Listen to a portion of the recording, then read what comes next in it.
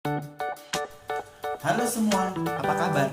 Kembali bertemu dengan saya, Markus Marwanto dari SMA Thalia. Pada video kali ini, saya akan menampilkan praktik pembelajaran kedua dengan mengambil tema mengkaji sistem dan dinamika demokrasi Pancasila sesuai dengan Undang-Undang Dasar Negara Republik Indonesia tahun 1945. Untuk lebih jelasnya, teman-teman saksikan video saya.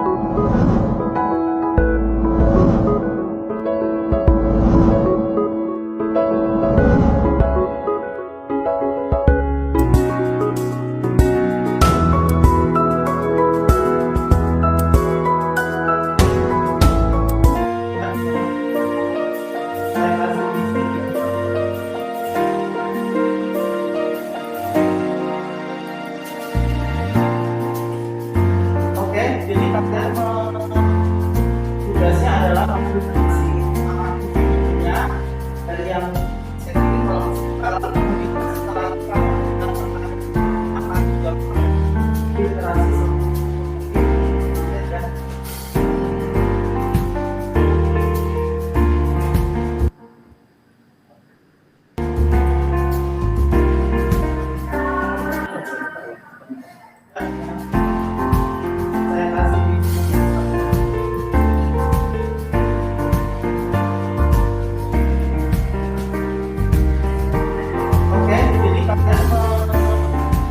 tugasnya adalah mengisi amandemennya dari yang setting kalau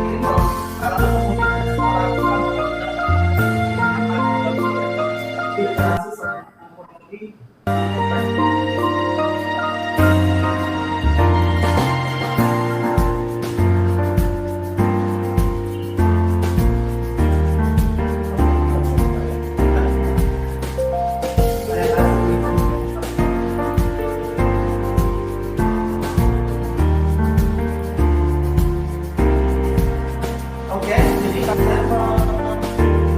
tugasnya adalah mengisi amandemennya dari yang setting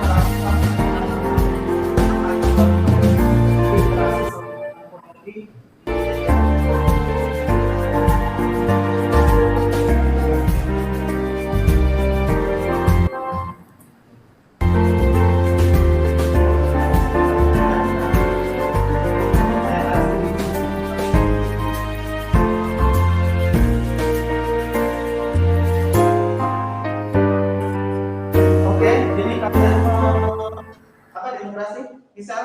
Oh ya, silakan. Demokrasi itu adalah kekuasaan yang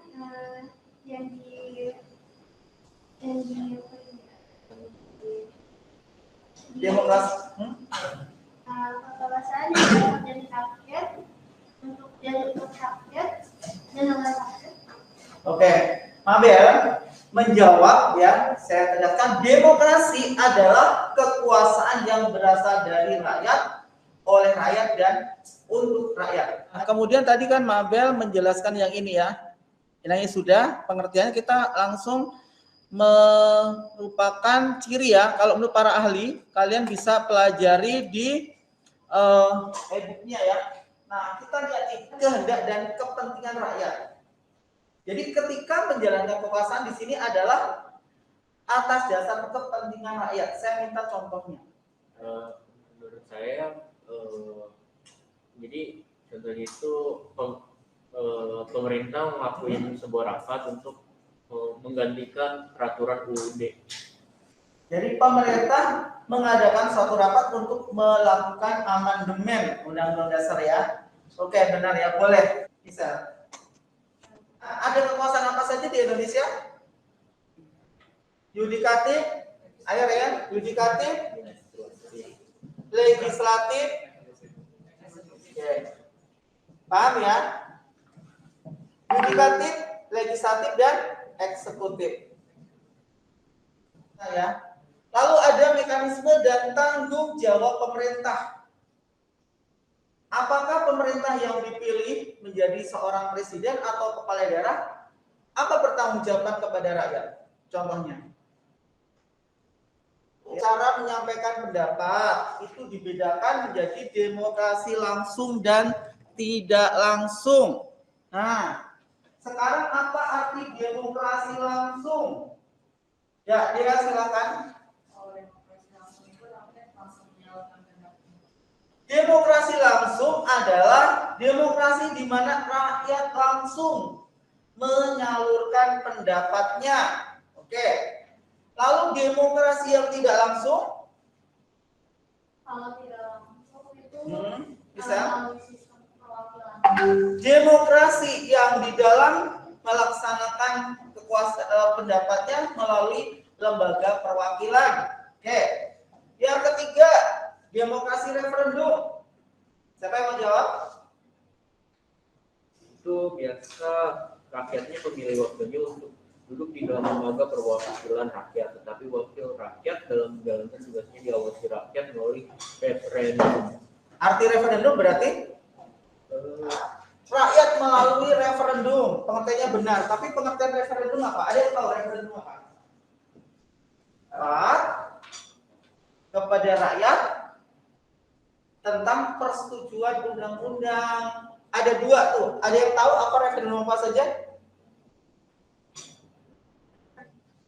Kalau wajib, mungkin Bapak kasih tahu lah ya. Wajib itu sering disebut demokrasi dengan istilah referendum obligatif, disebut dengan referendum fakultatif. Nah, apa arti referendum wajib? Tosa.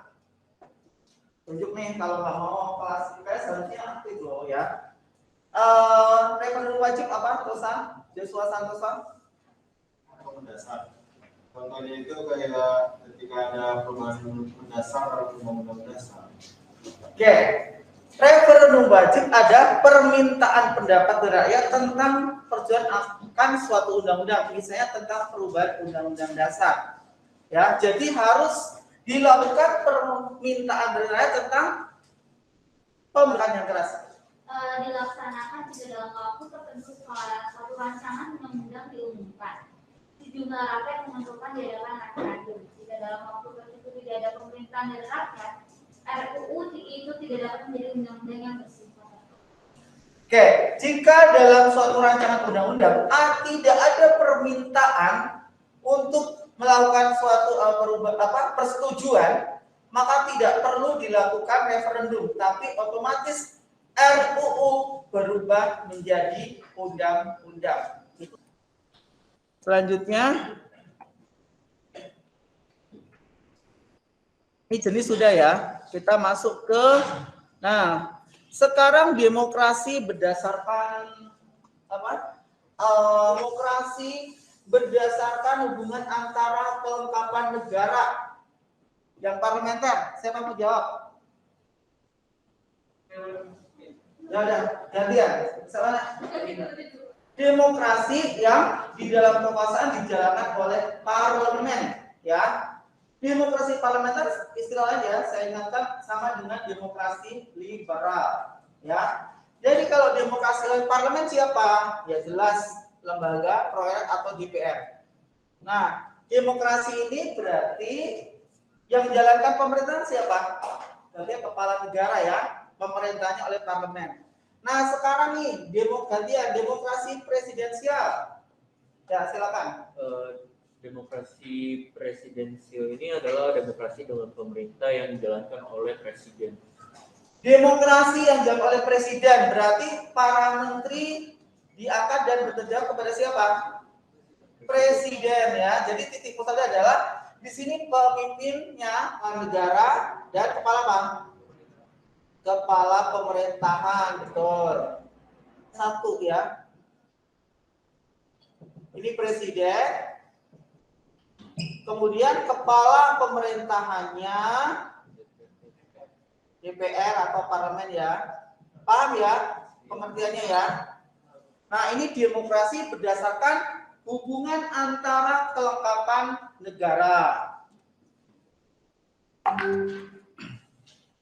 Stabilisasi perkembangan demokrasi di Indonesia ya. Kita akan mengawali demokrasi liberal. Tinggal ngulang ya teman-teman. Tadi saya udah jelasin. Masing-masing kelompok ya untuk membahas ini membaca nanti hasil temuannya apa.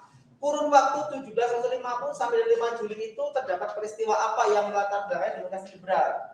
Lalu agresi militer Belanda kedua tanggal 1945, kemudian terbentuk RIS sama maklumat pemerintah. Ini isinya apa?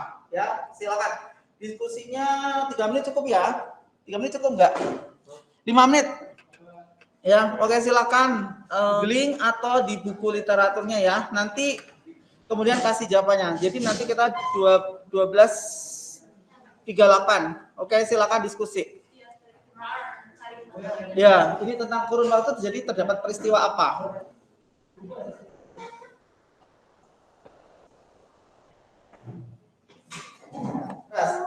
Yang satu menetapkan pembubaran konstituante. Membubarkan konstituante, terus. Yang kedua menetapkan bahwa UUD RI tahun 1945 berlaku kembali bagi segenap bangsa Indonesia. Ya, terus.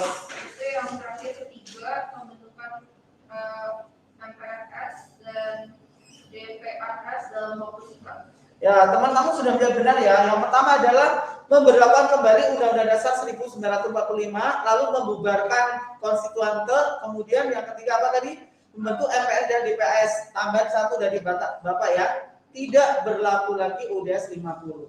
Agresi militer Belanda kedua. Apa agresi militer Belanda kedua? Tujuannya untuk apa? Yang terjadi pada tanggal 19 Oktober sebagai negara ya. Ini terjadi pada 1945. Lalu terakhir maklumat pemerintah tanggal 14 November tahun 45. Apa isinya? Mengubah sistem presiden. Merubah sistem presiden menjadi apa? Ya, kenapa sih ragu-ragu? Nggak salah apa? Jadi pada isinya adalah merubah sistem pemerintahan yang semula presidensial berubah menjadi parlementer.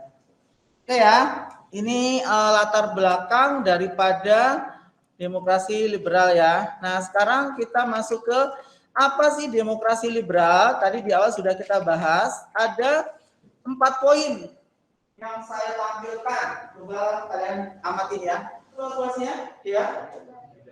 Tidak. Alasannya? Kalian bisa jawab. Kebebasan itu seharusnya tidak seluas-luasnya. Karena apa? Kebebasan kita dibatasi oleh undang-undang, betul. Nah sekarang sudah masuk di di materi pembelajaran ini ya kita ngaji itu membuat kesimpulan, yaitu kamu melakukan suatu kajian terhadap demokrasi pada masa liberal. Di demokrasi liberal ini sudah terjadi pergantian kabinet ya sebanyak 7 kali. Nah, saya tampilkan dulu ya, teman-teman. Nah, di sini soalnya adalah analisalah kabinet yang berlaku pada masa demokrasi liberal. Ya. Nah, bentuknya adalah yang saya minta adalah lalu program kerjanya apa dan bagaimana kabinet itu yang ideal. Tuh nanti dapat kabinet Nasir, kelompok 2 Sukiman, Wilopo, 3 kemudian kabinet Ali yang keempat. Kemudian nanti yang kelima itu adalah kabinet Burhanuddin Haraha, lalu Sasami Jaya 2, kemudian kabinet Juanda dan dikerjakan menggunakan dengan Google Doc. Jadi ini pertemuan kedua adalah kalian mengkaji suatu kabinet yang berdasarkan pada masa demokrasi liberal. Ada pertanyaan nggak sebelum kita tutup? Jelas? Terima kasih. Siap, pemerintah. Terima kasih.